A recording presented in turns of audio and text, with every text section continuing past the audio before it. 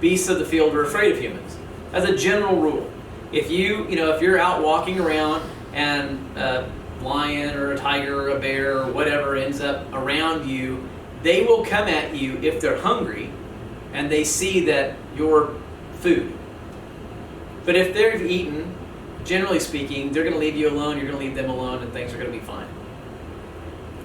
But this says that the beasts of the field are going to kill people, which tells me that likely they're hungry. And why would they be hungry? Because there's famine, because they don't have anything to eat.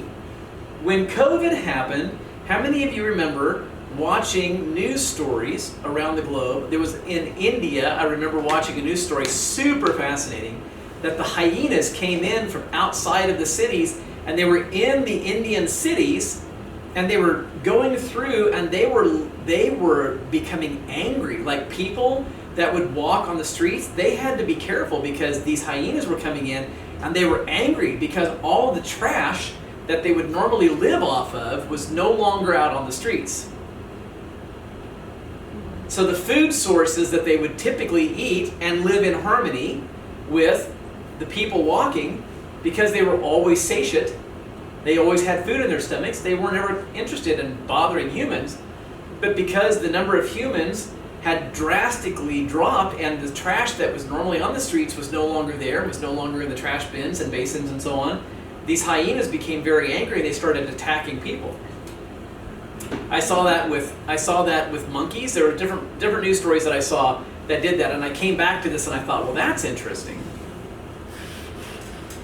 That people began being killed because of the animals of the field. Now, the other thing that's interesting about this is it says the fourth part of the earth. This is the only place in the entire book of the Revelation where the term fourth is used. Now, we see thirds. We'll see a third of the earth, a third of mankind, a third of the trees, a third of the grass, all the trees, all the grass. But in the entire book of the Revelation, this is the only time that the term fourth is used. And as I was processing this, I thought, the word fourth can have multiple meanings, right? The word fourth can be a percentage, 25%, but the word fourth can also be ordinal.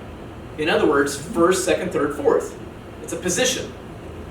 So I'm thinking, what if fourth, since this is the only place that it's used, what if fourth really isn't a percentage, because it's never used as a percentage anyplace else in the Revelation?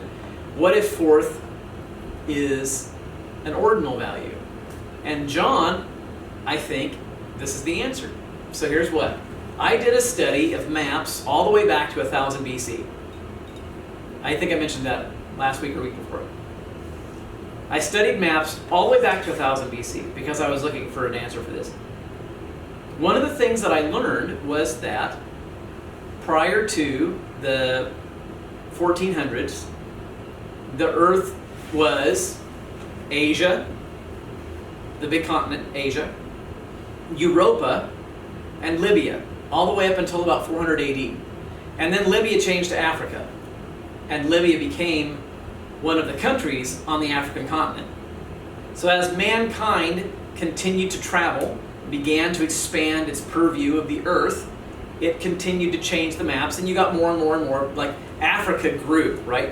Originally Africa was just this strip, and then later it became bigger and bigger and bigger until it finally became the, what is it, Cape Horn on the bottom? What is it at the very bottom? Whatever it is, until we see now what we've got. Asia, Europe, and then Africa as a continent that we would now know.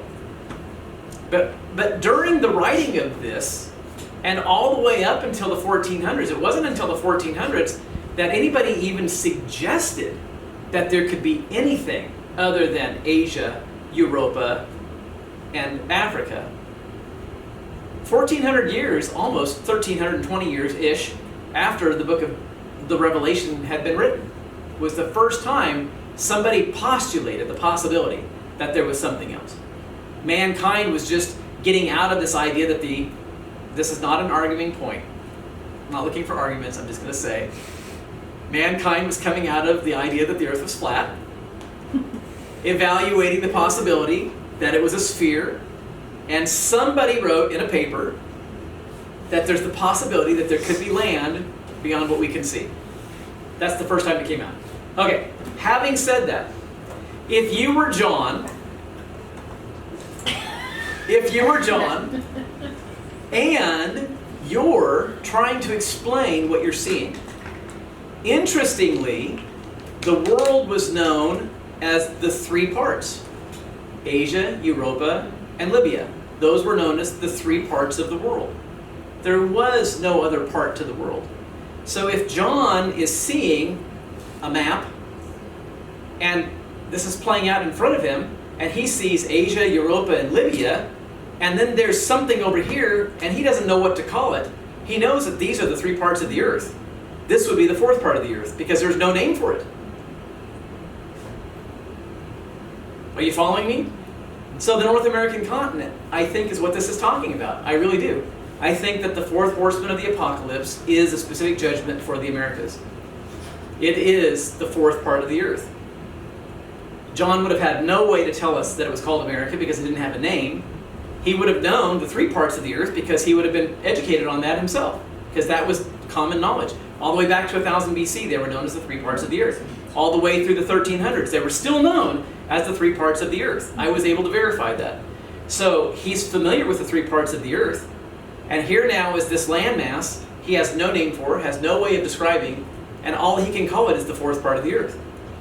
I think the reason why this verse says what it says is because it's talking specifically about a judgment against the Americas. So, let's read verse 8. I got a question. Okay, so each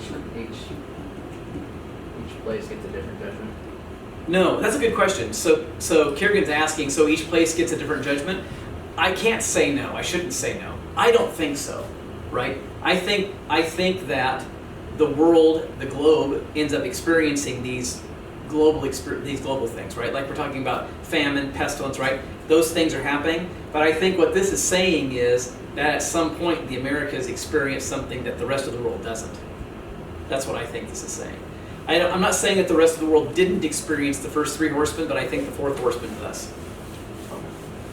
Based purely on this, I mean, this is the only reason I say this. I have nothing else to base this on other than just, can you ratchet that down? It's getting a little warm in here. Okay, it says them. It says, and power was given unto them. To them, yep. It's true. He's talking about death and hell, and the pale horse sat on was death and hell. Power was given to them. The power of death and hell, this fourth horse. Death and hell were given power to take over the fourth part of the earth, to kill with sword, with hunger, with death, and with the beasts of the earth. So that horseman has two parts.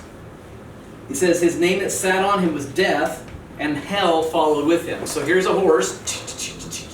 There's a horseman named Death. There's a dude named Death sitting on the horse. And hang on, Mary. There's a horse. On the horse is a guy named Death, and hell is following behind, like this. Okay, go ahead. But the red horseman has the sword. Yep.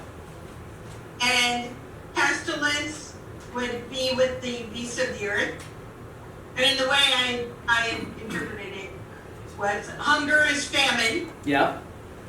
So he gave all of them power over this part of the earth. No, I don't think so. I don't think that's what that's saying. I don't. It's not a bad observation, but I don't think. I mean, each of them so far, each of the horsemen are encapsulated. They're talking about each horseman, and so we're on the fourth horseman because as each one happens, it goes out. It's like if you can imagine. This is a really great observation that Mary's bringing up. So if you can imagine like a starting gate, the horseman takes off. He's running. The first one goes out.